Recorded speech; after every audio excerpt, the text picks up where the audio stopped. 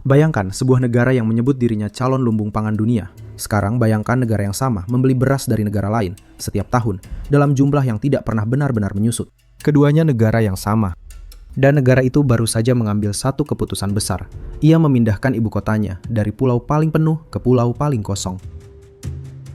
Di atas peta, keputusan itu terlihat seperti jawaban.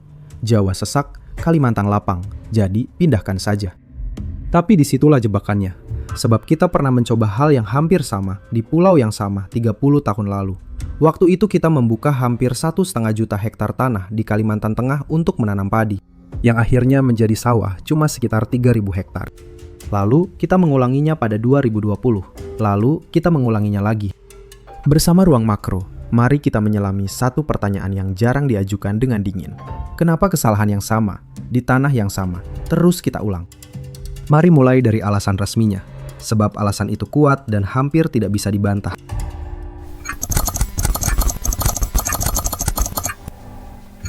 Jakarta tenggelam, bukan kiasan. Tim Geodesi Institut Teknologi Bandung mengukurnya selama puluhan tahun, dan angkanya begini. Jakarta Utara turun 20-25 cm setiap tahun. Jakarta Barat 15 cm.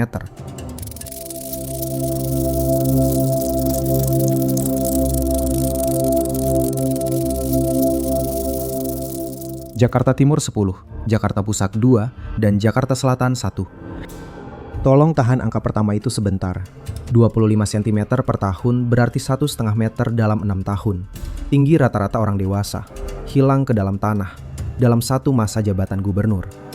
Peneliti yang sama memperkirakan bahwa pada 2050, sekitar 95% wilayah Jakarta Utara sudah berada di bawah permukaan laut. Penyebabnya perlu kita pelankan, sebab di situ ada pelajaran yang nanti terulang. Jakarta turun terutama karena orang menyedot air dari bawah tanahnya. Warga menyedot karena pipa air kota tidak sampai ke rumah mereka. Gedung dan pabrik menyedot karena air tanah jauh lebih murah daripada berlangganan. Ketika air di lapisan bawah berkurang, butiran tanah di atasnya merapat dan permukaannya turun. Prosesnya tidak bisa dibalik. Sekalipun besok semua orang berhenti menyedot, tanah yang sudah merapat tidak akan mengembang lagi. Jadi Jakarta tenggelam bukan karena lautnya naik lebih cepat daripada tempat lain. Jakarta tenggelam karena kotanya sendiri turun menjemput laut. Beban Jawa juga nyata. Pulau itu menampung lebih dari separuh penduduk Indonesia, di atas sekitar 7% daratannya, dan hampir seluruh pusat ekonomi negara berdiri di situ. Kita pernah membedah kenapa hal itu terjadi, dan jawabannya bukan kebetulan. Jawa ramai lebih dulu karena tanahnya. Dan tanahnya begitu karena barisan gunung api yang membentang di punggungnya. Dari kenyataan itulah keputusan pindah lahir. Kalau Jawa sudah penuh, kata logikanya, bangun pusat baru di tempat lain. Kalimantan luasnya sekitar 3 kali Jawa, dengan penduduk jauh lebih sedikit. Di peta ia tampak seperti kanvas kosong. Pemerintah menjanjikan kota hutan, kota pintar, dan simbol bahwa Indonesia tidak lagi terikat pada satu pulau. Sebelum kita terbawa cerita yang heroik itu, kita perlu bertanya dengan dingin.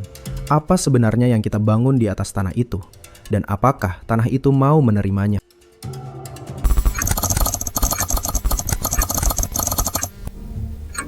Untuk menjawabnya, kita harus mundur lebih jauh daripada 2019. Kita harus mundur ke lapisan buminya. Jawa subur bukan karena orang Jawa lebih rajin, dan bukan karena alat pertaniannya lebih maju. Jawa subur karena 45 gunung api aktif berdiri di sepanjang punggungnya. Menurut catatan Global Volcanism Program milik Smithsonian, dan angka itu belum menghitung kerucut-kerucut kecil di kompleks Dieng dan Tengger. Selama ratusan ribu tahun, gunung-gunung itu meletus berulang kali. Setiap letusan melemparkan abu ke wilayah luas di sekitarnya. Abu itu membawa fosfor, kalium, kalsium, dan magnesium, lalu melapuk dan bercampur dengan tanah lama. Hasilnya jenis tanah yang para ahli sebut andosol. Tanah itu menahan air, menahan hara, dan memberi makan puluhan juta orang selama puluhan generasi. Ahli geografi Jared Diamond dalam bukunya Guns, Germs, and Steel menjelaskan bahwa wilayah bertanah subur lebih cepat mengembangkan pertanian menetap, sebab tanah semacam itu sanggup menghasilkan pangan besar secara berkelanjutan. Sekarang lihat Kalimantan. Di sana tidak ada barisan gunung api, tanahnya sebagian besar gambut dan potsolik, dan keduanya bekerja dengan cara yang hampir berlawanan dari andosol. Gambut terbentuk dari sisa tumbuhan yang membusuk lambat di bawah air selama ribuan tahun. Karena airnya tidak mengalir, asam organik menumpuk. Keasamannya bisa turun sampai sekitar 3,5 pada skala pH, kira-kira setara air jeruk. Di tanah Sasam itu, akar tanaman pangan kesulitan menyerap hara, sekalipun haranya ada. Port Solik punya masalah lain. Ia tidak seasam gambut, tetapi hujan tropis selama jutaan tahun sudah mencuci mineralnya sampai habis. Di hutan seperti itu, sebagian besar hara justru tersimpan di pepohonan, bukan di tanah. Begitu orang menebang hutannya, hara di permukaan cepat terpakai, dan tidak ada abu gunung api yang datang menggantinya. Kalau kita terjemahkan ke bahasa yang paling sederhana, susunannya begini. Kesuburan Jawa datang dari luar tanah, dikirim gunung, berulang-ulang, gratis. Kesuburan hutan Kalimantan tersimpan di dalam pohon, dan sekali pohonnya tumbang, tabungan itu habis. Antropolog Clifford Geertz dalam bukunya Agricultural Involution sudah lama menunjukkan bahwa sawah beririgasi Jawa sanggup ditanami terus dari musim ke musim tanpa membuka hutan baru, selama air dan kesuburannya terjaga. Sistem itu tidak bisa dipindahkan begitu saja, sebab yang menopangnya bukan tekniknya, melainkan tanahnya. Kita sudah pernah menguji hal itu, dan kita punya catatan hasilnya.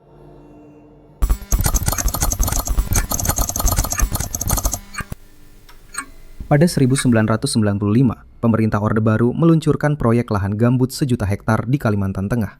Menteri Transmigrasi Siswono Yudhohusodo menggagasnya. Dan pada konferensi pangan sedunia di Roma, November 1996, Presiden Soeharto menyebutnya sebagai tekad bangsa mempertahankan swasembada pangan. Alat utamanya kanal. Ribuan kilometer kanal digali untuk mengeringkan rawa, sebab padi tidak tumbuh di rawa. Sekarang angkanya. Proyek itu membuka hampir 1,5 juta hektar. Dari luas sebesar itu, cuma sekitar 586.000 hektar yang layak untuk pertanian, jadi sekitar 40%. Sisanya sekitar 870.000 hektar tidak bisa dipakai sama sekali. Dan dari seluruh usaha itu, sawah yang benar-benar jadi cuma sekitar 3.000 hektar.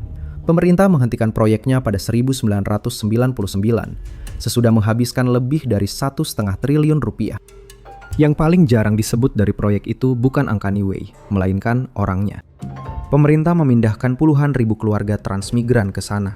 Mereka datang membawa janji, sepetak lahan, rumah, dan sawah yang akan menghidupi. Sebagian berangkat dari Jawa, meninggalkan tanah yang subur menuju tanah yang belum pernah mereka lihat. Yang mereka temukan tanah yang airnya berwarna teh tua dan tidak mau menemukan padi. Sebagian bertahan dengan berkebun seadanya, sebagian pulang, sebagian lagi tinggal karena tidak punya tempat untuk pulang. Tapi kanalnya tetap di sana.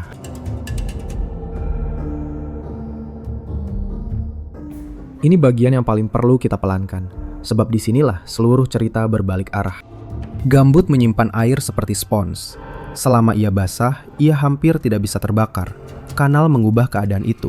Air mengalir keluar lewat kanal. Muka air di bawah tanah turun, dan lapisan atas gambut mengering sampai berbulan kemudian. Gambut kering pada dasarnya tumpukan sisa tumbuhan berumur ribuan tahun. Ia bahan bakar, dan bahan bakar yang sangat banyak.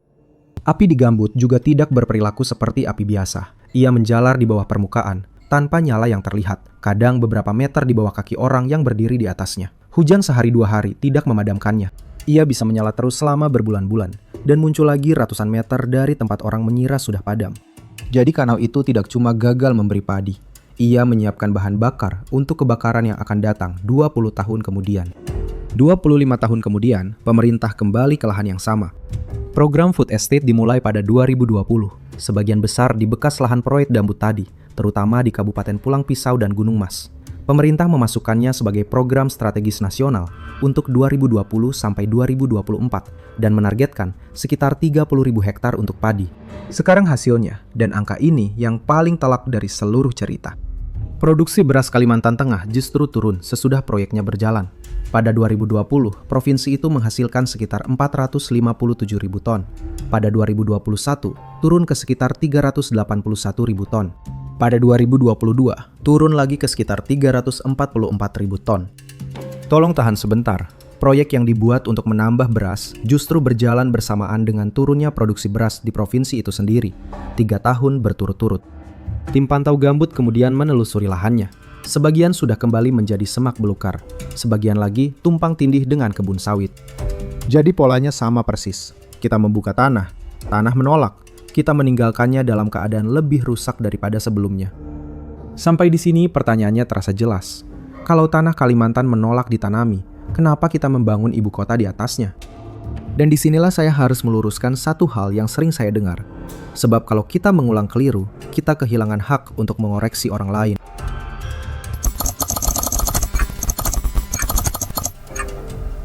Ibu kota baru tidak dibangun di atas rawa gambut. Argumen gambut berlaku penuh untuk food estate di Kalimantan Tengah. Untuk tapak ibu kota di Kalimantan Timur, keadaannya berbeda dan sejujurnya lebih janggal. Pemerintah memilih lahan yang sudah lama dikuasai perusahaan. Sebagian besar tapaknya bekas konsesi tambang dan hutan tanaman industri. Ditanami akasia dan eukaliptus untuk bahan bubur kertas. Dari sekitar 177.000 hektar kawasan yang pemerintah sebut zona lindung, cuma sekitar 2% berupa hutan alam yang belum terganggu. Kurang dari seperempatnya hutan sekunder, sisanya konsesi.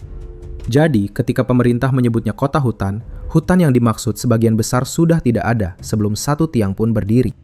Dan ketika mereka menanam kembali, sebagian bibitnya eukaliptus, pohon yang bukan tanaman asli Kalimantan Timur, jenis yang justru dipakai industri bubur kertas selama ini. Ini cacat yang jauh lebih spesifik daripada soal gambut, dan menurut saya jauh lebih mengganggu. Kita tidak sedang menebang hutan perawan untuk membangun kota. Kita sedang membangun kota di atas tanah yang perusahaan sudah kuras lebih dulu, lalu menamainya kota hutan. Ada satu hal lagi yang membuat pilihan lokasi ini pantas ditanyakan. Yang menguasai lahan di sekitar tapak sebelum pengumuman, bukan petani setempat, melainkan segelintir perusahaan besar di bidang tambang batubara dan bubur kertas. Sebagian pemiliknya nama yang sudah lama kita kenal di daftar orang terkaya negeri ini. Saya tidak sedang menuduh siapapun mengatur keputusannya, sebab saya tidak punya dokumen untuk itu. Yang bisa saya katakan cuma ini, ketika negara memilih sebidang tanah untuk ibu kota, orang yang lebih dulu memegang izin di tanah itu berada di posisi yang sangat berbeda daripada orang yang tidak. Antropolog Nancy Peluso dalam bukunya Rich Forests, Poor People menunjukkan bahwa penguasaan hutan di Indonesia hampir selalu bergerak lewat izin dan konsesi, bukan lewat orang yang tinggal di dalamnya.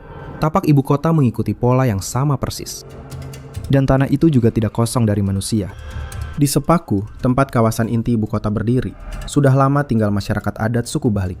Mereka hidup dari hutan dan sungai di sekitarnya, jauh sebelum siapapun menggambar rencana ibu kota di atas peta. Sesudah pembangunan berjalan, sebagian dari mereka melepas tanahnya dengan ganti rugi yang mereka sebut jauh dari layak. Sebagian kehilangan akses ke sungai yang selama ini memberi mereka air. Sebagian kini bekerja serabutan di proyek yang berdiri di atas bekas ruang hidupnya sendiri dan membeli air bersih yang dulu mereka ambil gratis. Pada Agustus 2026, bersama Aliansi Masyarakat Adat Nusantara, mereka membawa Undang-Undang Ibu Kota Negara ke Mahkamah Konstitusi. Tolong tahan gambar itu sebentar.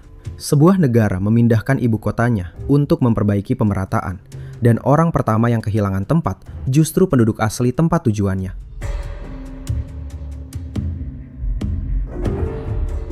Kalau cerita ini terasa layak diikuti sampai habis, mungkin kanal ini memang cocok untuk kamu.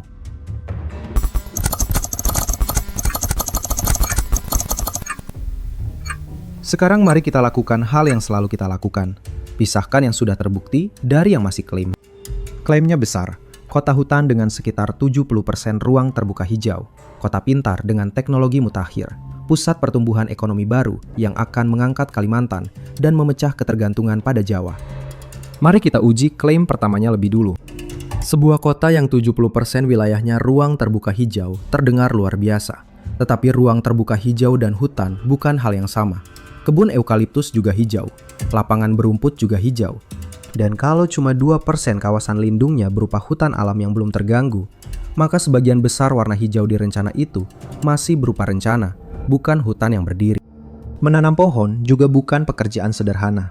Hutan hujan tropis tumbuh dalam hitungan puluhan sampai ratusan tahun, dengan lapisan tajuk, jamur tanah, dan satwa penyebar biji yang saling bergantung. Menanam bibit dalam barisan rapi menghasilkan tegakan pohon. Ia belum tentu menghasilkan hutan. Klaim kedua, kota pintar. Lebih sulit lagi diuji, sebab hampir setiap kota baru di dunia menyebut dirinya begitu. Sensor, data, dan layanan digital tidak menjawab pertanyaan yang paling menentukan nasib sebuah kota, yaitu apakah orang mau tinggal di sana dan mencari nafkah di sana. Sekarang uangnya, sebab uang berbicara paling jujur. Pemerintah menghitung kebutuhan total sekitar 466 triliun rupiah. Susunannya begini, APBN menanggung sekitar 90 triliun, badan usaha sekitar 123 triliun, sisanya sekitar 252 triliun dari skema kerjasama pemerintah dan badan usaha. Artinya, sejak awal rancangannya bersandar pada uang swasta. Sekitar 80% biayanya diharapkan datang dari luar kantong negara. Lalu, berapa yang benar-benar datang? Realisasi investasi swasta baru sekitar 31 triliun rupiah, dari target sekitar 256 triliun, sekitar 12%. Tolong tahan angka itu. 88% dari uang yang seharusnya menopang proyek ini belum muncul. Dan kalau uang swasta tidak datang, cuma ada dua kemungkinan lanjutan. Proyeknya melambat atau APBN yang menambal. Bagian ini juga perlu saya letakkan dengan adil. Ribuan orang bekerja keras di sana. Gedungnya berdiri, jalannya jadi, dan sebagian pegawai negara sudah pindah. Meremehkan itu tidak jujur. Tetapi sebuah ibu kota bukan kumpulan gedung pemerintahan.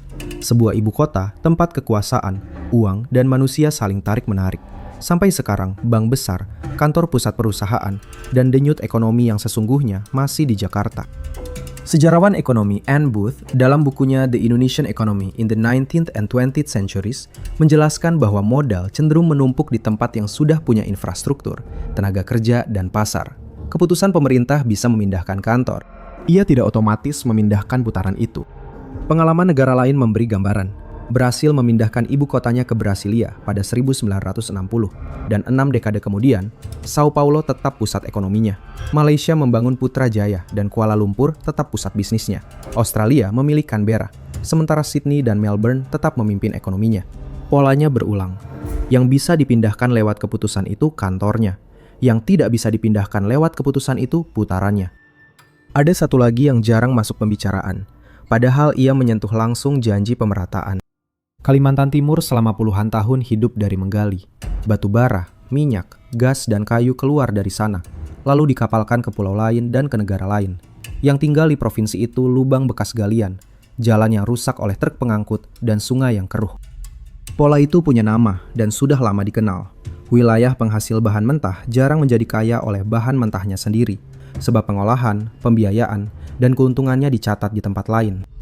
Nah, ibu kota baru berdiri di tengah provinsi itu, di atas lahan yang sebagian besar sudah lebih dulu dipegang perusahaan tambang dan bubur kertas.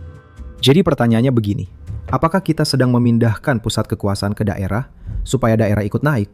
Atau kita sedang membangun satu kota kaya di tengah provinsi yang sudah lama dikuras, lalu menyebutnya pemerataan?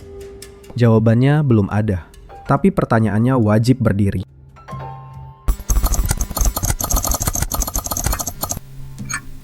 Sekarang biayanya, termasuk yang tidak masuk hitungan resmi.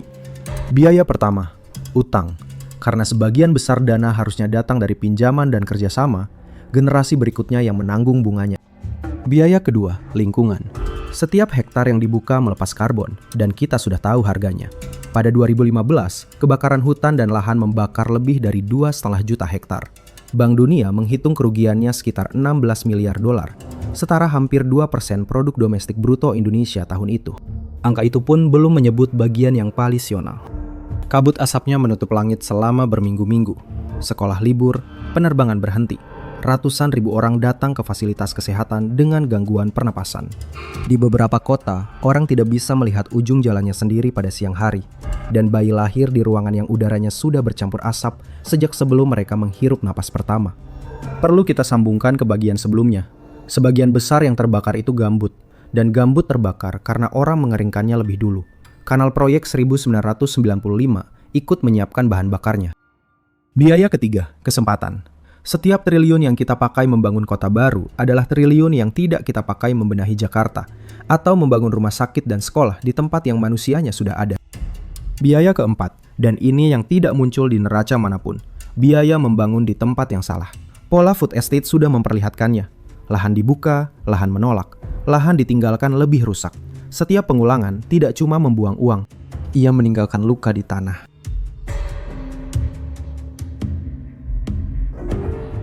Kalau kesalahannya sejelas ini, kenapa kita terus mengulanginya?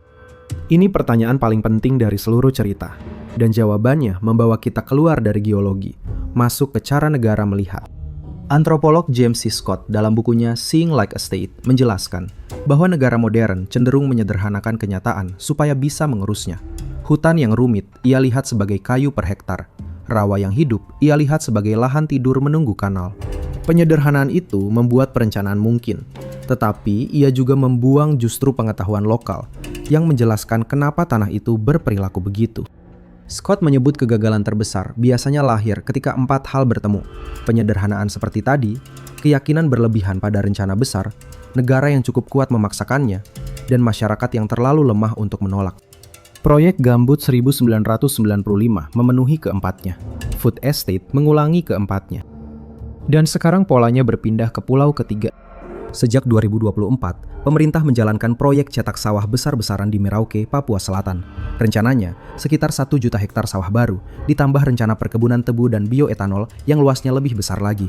Pemerintah memasukkannya sebagai proyek strategis nasional. Bahasanya sama persis dengan 1995 dan 2020. Krisis pangan, kemandirian, lumbung baru. Dan penolakannya juga datang dari arah yang sama. Masyarakat adat Merauke bersama Lembaga Bantuan Hukum meminta proyek itu dihentikan. Mereka melaporkan alat berat merobohkan tanda larangan adat yang mereka pasang di hutan mereka sendiri. Jadi dalam 30 tahun, kita memindahkan rencana yang sama ke 3 tempat berbeda. Kalimantan Tengah pada 1995, Kalimantan Tengah lagi pada 2020, Papua Selatan pada 2024. Yang berpindah cuma petanya. Dan bahan bakarnya selalu sama, yaitu narasi. Narasi kedaulatan pangan membenarkan proyek yang justru menjauhkan kita dari kedaulatan pangan. Narasi pemerataan membenarkan pemindahan ibu kota, sementara pusat ekonominya tidak ikut pindah. Narasi punya satu sifat yang membuatnya sangat awet. Ia tidak pernah harus terbukti benar untuk terus hidup. Lalu bekerja satu mekanisme terakhir. Begitu sebuah proyek terlalu besar untuk disebut gagal, uang yang sudah keluar berubah menjadi alasan mengeluarkan uang berikutnya. Menghentikannya berarti mengakui kesalahan, dan mengakui kesalahan jauh lebih mahal secara politik daripada melanjutkan.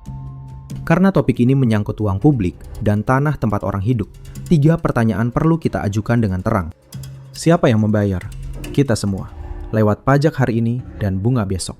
Lalu warga Kalimantan Tengah yang tanahnya sudah dibuka 2 kali dan ditinggalkan 2 kali. Lalu warga Jakarta yang tanahnya tetap turun 25 cm setahun, sementara perhatian dan anggaran pindah ke timur. Siapa yang memutuskan? Lingkaran yang sangat kecil. Undang-undangnya lahir dalam waktu yang sangat singkat untuk ukuran keputusan 100 tahun. Dan pemilik konsesi di tapaknya sudah lebih dulu ada di sana sebelum keputusan itu diumumkan. Siapa yang tidak bisa menolak? Suku Balik di Sepaku, yang hutan adatnya bertumpang tindih dengan izin yang terbit di kantor jauh, dan yang sekarang membeli air bersih di tanah leluhurnya sendiri. Petani transmigran di bekas lahan gambut, yang sudah 2 kali dijanjikan sawah dan 2 kali ditinggalkan. Masyarakat adat Merauke, yang tanda larangan adatnya dirobohkan alat berat, dan anak-anak yang akan membayar bunga utangnya tanpa pernah ikut memilih. Ketiganya punya satu kesamaan. Mereka tinggal di tanah yang dari Jakarta terlihat kosong. Dan ada satu hal yang hampir tidak pernah kita bahas ketika bicara pindah ibu kota. Apa yang terjadi pada yang ditinggalkan? Jakarta tidak akan kosong. Sekitar 30 juta orang tinggal di Jakarta dan kota-kota di sekelilingnya. Dan hampir tidak ada dari mereka yang ikut pindah. Bank tetap di sana, pabrik tetap di sana, pelabuhan tetap di sana, anak-anak tetap sekolah di sana. Yang pindah cuma kantor pemerintahannya. Dan tanah Jakarta tetap turun 25 cm setahun. Dengan atau tanpa istana di dalamnya, orang tetap menyedot air tanah, sebab pipa air kota tetap belum sampai ke rumah mereka. Rob tetap masuk setiap tahun. Bedanya cuma satu, dan bedanya besar.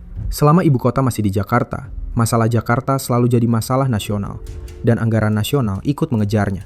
Begitu pusat pemerintahan pergi, kota itu tetap menanggung 30 juta orang, tetapi kehilangan alasan politik yang selama ini menarik perhatian ke sana.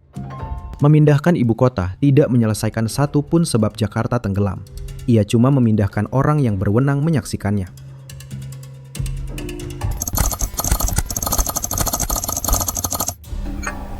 Kalau seluruh cerita ini kita tarik jadi satu, yang muncul satu putaran yang berulang dengan rapi. Negara melihat pulau kosong di peta. Negara menyederhanakannya jadi lahan. Negara membuka lahan itu dengan rencana besar. Tanah menolak. Proyek ditinggalkan dan tanahnya lebih rusak. Lalu peta digambar ulang dan pulau itu kembali terlihat kosong. Kalimantan tidak pernah kosong. Ia cuma terlihat kosong dari Jakarta. Antropolog Michael Dove dalam bukunya The Banana Tree at the Gate menunjukkan bahwa masyarakat Borneo sudah lama punya sistem yang cocok dengan tanahnya. Justru sistem yang berpindah dan beragam, bukan yang seragam dan menetap. Yang kita sebut keterbelakangan, seringkali penyesuaian yang sudah teruji ratusan tahun. Dan disinilah paradoks paling dalam dari seluruh proyek ini. Kita pindah ke Kalimantan karena kita ingin lepas dari Jawa. Tetapi kita membawa serta cara berpikir Jawa. Kita mencoba menanam padi seperti di Jawa, membangun kota terpusat seperti Jawa, dan meniru kesuburan yang lahir dari 45 gunung api. Kita tidak sedang mencoba sesuatu yang baru. Kita sedang mengulang masa lalu di tempat yang lebih sulit. Saya akan berhenti bersikap netral di satu titik, sebab satu hal bisa dinilai tanpa memihak siapapun. Ibu kota itu mungkin akan selesai. Gedungnya berdiri, jalannya jadi, dan foto udaranya akan bagus. Tetapi sebuah ibu kota tidak diukur dari gedungnya. Ia diukur dari apakah kekuasaan, uang, dan manusia benar-benar pindah ke sana. Sampai hari ini, dari 3 hal itu baru satu yang bergerak. Dan ada satu benda yang mewakili seluruh cerita ini lebih baik daripada gambar manapun. Kanal-kanal proyek 1995 masih ada di Kalimantan Tengah. Orang menggalinya untuk menanam padi. Padinya tidak pernah datang. Yang datang justru api. Setiap musim kemarau. Karena kanal itu mengeringkan gambut yang seharusnya tetap basah. Kita menggali salunun untuk memberi makan, dan saluran itu berubah menjadi sumbu. Pertanyaan sesungguhnya bukan apakah ibu kota baru akan selesai dibangun. Pertanyaannya, apakah kita sedang membangun masa depan atau monumen untuk jawaban yang salah di atas tanah yang sudah 2 kali menjawab pertanyaan itu? Kalau kamu ingin mengikuti cerita semacam ini, Ruang Makro menerbitkan esai baru secara berkala, dan kolom komentar di bawah tempat yang tepat untuk melanjutkan diskusinya.